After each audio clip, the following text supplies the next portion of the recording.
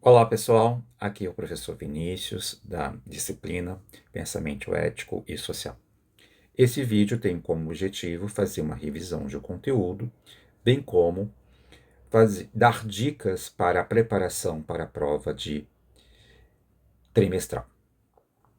Quando vocês analisam a sociedade a partir dos autores clássicos, o primeiro erro que precisa ser evitado é tratar cada teoria como algo isolado.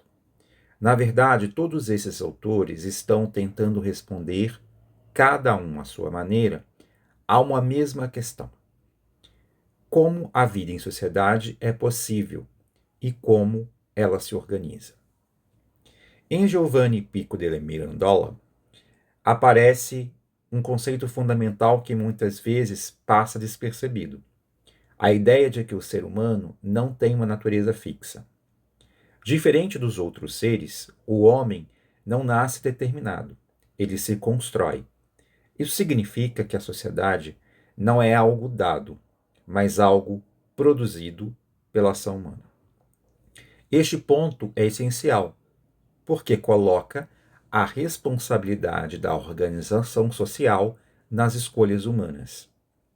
Não existe uma ordem natural inevitável. Existem decisões, práticas e construções históricas.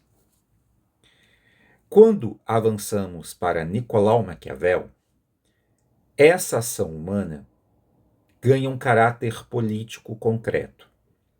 O conceito central aqui é do poder. Maquiavel rompe com a ideia de que a política deve seguir princípios morais ideais e passa a analisá-la como ela realmente funciona. Para ele, a estabilidade do Estado depende da capacidade do governante de agir de forma eficaz diante das circunstâncias. Isso envolve dois conceitos importantes: virtude e fortuna. A virtude não é virtude moral, mas capacidade de agir estrategicamente. A fortuna representa o acaso, aquilo que foge ao controle. O governante eficaz é aquele que consegue dominar a fortuna por meio da virtude. Isso significa que a ordem social não depende apenas de regras, mas de ação estratégica. Quando entramos nos contratualistas, o foco se desloca para a legitimidade do poder. Em Thomas Hobbes, o conceito central é o estado de natureza como condição de insegurança. A famosa ideia de guerra de todos contra todos não significa caos absoluto, mas ausência de uma autoridade comum que garanta a segurança. O conceito-chave aqui é o medo. Os indivíduos, para escapar dessa insegurança, fazem um contrato e transferem o seu poder para um soberano. Esse soberano concentra autoridade para garantir a ordem. Portanto, o conceito central em Hobbes é ordem como condição da vida social. Em John Locke, o conceito central é o de direitos naturais. Diferente de Hobbes, o estado de natureza não é necessariamente violento. Os indivíduos já possuem direitos como vida, liberdade e propriedade. O problema é a falta de garantia desses direitos. O contrato social surge, então, para proteger esses direitos. E aqui aparece um conceito essencial para a nossa avaliação: limitação do poder. O Estado não é absoluto. Ele existe para cumprir uma função. Se não cumpre, perde legitimidade. Em Jean-Jacques Rousseau, o conceito central é a vontade geral. É um dos pontos mais importantes da prova e precisa ser entendido com precisão. A vontade geral não é a soma de vontades individuais. Ela representa o interesse coletivo, aquilo que é melhor para o conjunto da sociedade. Quando as decisões são guiadas por interesses particulares, o resultado é desigualdade. Quando são guiadas pela vontade geral, o resultado tende a ser mais justo.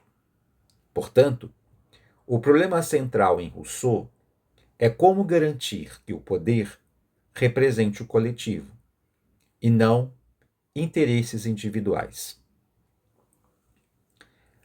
Agora, quando chegamos em Augusto Comte, o conceito central é o de progresso, mas não qualquer progresso, um progresso científico, baseada na ideia de que a sociedade evolui de forma linear.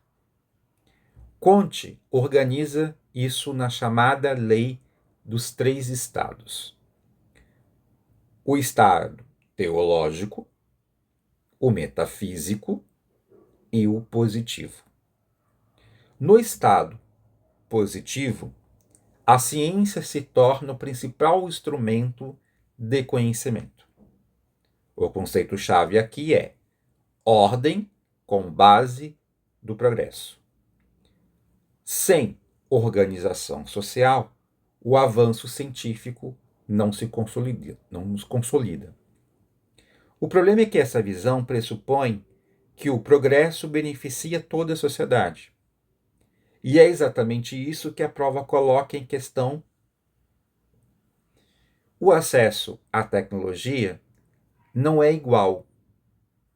Ele depende da renda, infraestrutura, escolaridade. Isso revela que o progresso não é universal.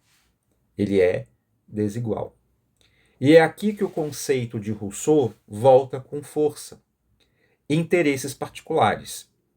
O desenvolvimento tecnológico, por exemplo, pode estar sendo orientado por interesses específicos, econômicos, políticos, e não pela vontade geral. Agora, entra Emile Durkheim para aprofundar isso. O conceito central em Durkheim é o da coesão social. A sociedade só se mantém quando existe um conjunto de normas e valores compartilhados. Ele distingue dois tipos de solidariedade: a mecânica e a orgânica. A mecânica ocorre em sociedades mais simples, onde há pouca diferenciação. A orgânica ocorre em sociedades complexas, onde há divisão do trabalho. O problema surge quando essa divisão do trabalho avança mais rápido do que a capacidade da sociedade de criar normas que organizem essa complexidade. Isso gera anomia, ausência ou enfraquecimento de normas. Agora, conecte isso com o progresso tecnológico. Se a tecnologia avança rapidamente, mas o acesso é desigual e as normas sociais não acompanham, o resultado pode ser desorganização social, exclusão e aprofundamento de desigualdades. Ou seja, o progresso técnico não garante coesão social. E é exatamente isso que a prova exige que vocês compreendam. No fundo, todos esses autores estão lidando com três grandes conceitos que vocês precisam dominar: ordem, poder, progresso. Maquiavel mostra como o poder se mantém. Hobbes mostra como a ordem se impõe. Locke mostra como o poder deve ser limitado. Rousseau mostra como o poder deve representar o coletivo. Comte mostra como a ordem permite o progresso. E Durkheim mostra que o progresso precisa de coesão social. Além disso, vocês precisam prestar atenção que, na prática, existem dimensões que entram em tensão.